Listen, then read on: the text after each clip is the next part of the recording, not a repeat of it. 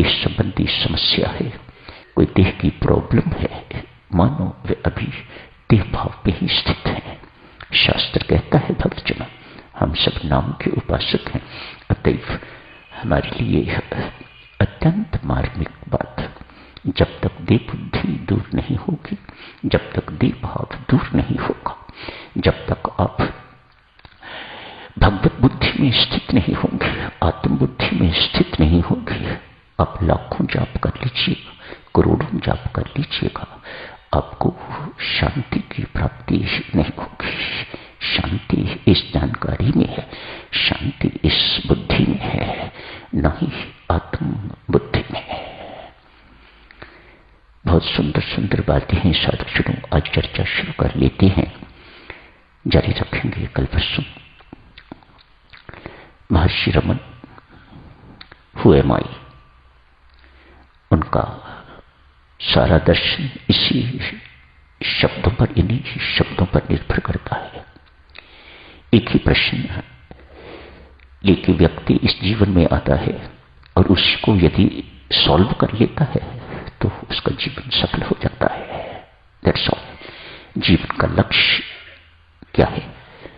मान ये जानना, हु एम आई, मैं कौन हूं, ये जान गया व्यक्ति तो मानो उसका जीवन सफल हो गया, सार्थक जीवन हो गया। हु एम आई, मैं कौन हूं। शंकराचार्य से जब किसी ने पूछा था, आदि शंकराचार्य से, कि आप भगवत दर्शन की बातें करते हो, क्या कभी आपने परमात्मा को देखा है? हाँ, रोज देखता हूं, हर वक्त देखता हूं, मुझे क्यों नहीं दिखता? व्यक्ति ने पूछा।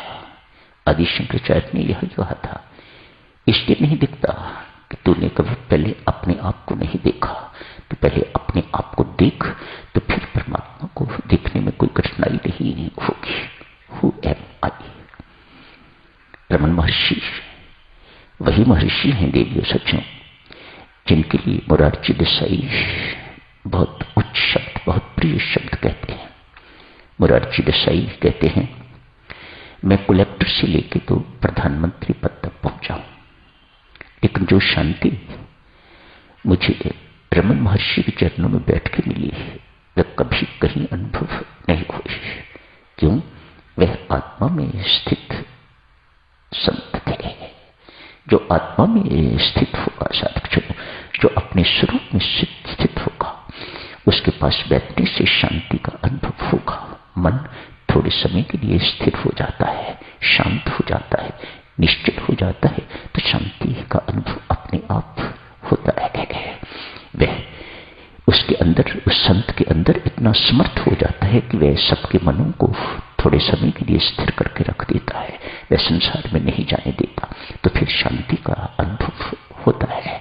मोरारजी देसाई उन संत महात्मा के लिए ऐसे शब्द प्रयोग करते हैं। क्यों? वह आत्मज्ञानी है, उन्हें आत्मा का बोध हो गया हुआ है। साधक जनों, यदि ये कहा जाए कि आत्म साक्षात्कार और परमात्मा साक्षात्कार, भगवत साक्षात्कार दोनों एक ही बात है, तो ये परम सत्य है। क्यों? वह परमात्मा ही हमारे भीतर आत्मा बन के विराजमान है। तो एक ही बात है, चाहे आत्म साक्षात्कार कर लीजिएगा, चाहे भगवत साक्षात्कार कह लीजिएगा, दोनों में किसी प्रकार का कोई अंतर नहीं है। आज रमन महर्षि किचन में चले गए थोड़ा काम करने के लिए। सब्जी काट रहे हैं, हाथ में छुरी है, सब्जी काट रहे हैं। सारी संगत के लिए एक ही किचन है, वहां पर वहीं सबके लिए खाना बनता है। तो रमन महर्षि आज सेवा करने के लिए चले गए, जाके सब्जी काट रहे हैं। अनुयायियों में से किसी एक ने महर्षि रमन का हाथ पकड़ा, ऐसे ही जैसे मैंने पकड़ा है ऐसे ही हाथ पकड़ा। महर्षि, क्या अभी भी आप कह सकते हो कि मैं कुछ नहीं कर रहा? आप कहते हो कि मैं कुछ नहीं करता, अभी तो आप सब्जी काट रहे हो, हम देख रहे हैं। आप काट रहे हो सब्जी, आप कर रहे हो, हम देख रहे हैं। क्या अभी भी आप कहते हो कि मैं कुछ नहीं करता? महर्षि रमन ने कुछ समय के लिए आंख बंद की, आंख बंद करने के बाद खोली और कहा, भाई मैंने अपने आप को बहुत समझाया, लेकिन क्या करूं, मेरा मन इतना उच्च हो चुका हुआ है, इतना सूक्ष्म हो चुका हुआ है कि ये स्वीकार करने को तैयार नहीं कि मैं कुछ कर रहा हूं। आप कहते हो ना सब्जी काट रहा हूं, मैं कहता हूं मैं सब्जी नहीं काट रहा, मेरा हाथ सब्जी काट रहा है, बस इतना ही अंतर है दिव्य सज्जनों। सिर्फ इतनी सी जानकारी की आवश्यकता है। कौन करने वाला है? वह आप नहीं हो, वह आत्मा नहीं है, वह शरीर करने वाला है। यह शरीर का धर्म है। शरीर करता है तो फिर इसलिए भोगता भी है। शरीर को रोग होते हैं, शरीर के साथ संबंध होते हैं, जुड़ते हैं, तो इसलिए किसी एक की समस्या जो इसका संबंधी है उसकी समस्या भी अपनी समस्या महसूस होती है। उस समस्या से भी कभी पुत्र का, कभी अपना रोग, कभी पुत्र का रोग, कभी पौत्र का रोग। क्यों?